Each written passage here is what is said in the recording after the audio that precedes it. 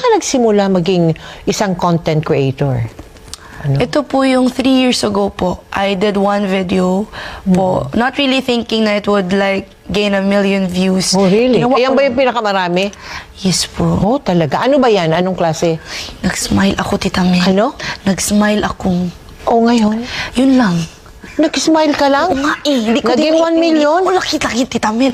Ano ko, 0. Tapos naging 10,000 a day ang followers ko. Oh, Hindi talaga ako nagpo-post. Hindi ako yung ma-post-post. Hindi.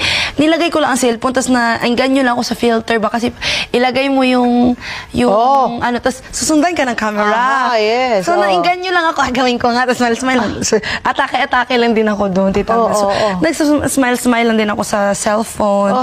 Tapos pag natulog ako, kasi naglilinis ako ng bahay, di ba? Ako po kasi toka ng linis, alaga ng bata. Linis kami, tapos nag-2 million na daw ang views. Pag-post ko kaagad. hala. Tapos inaday, nag-10,000 na po yung ano ko. So sabi ko talaga, grabe. Grabe, Tapos after 6 months, 1 million na yun. Tapos hanggang ngayon, parang 16 million na yun sa ano, views. So, because of that viral video, na ano po ako ng jeans, isa po siyang endorsement. Tapos sabi nila, lilipad ka ng Manila. First time ko po maglipad nun.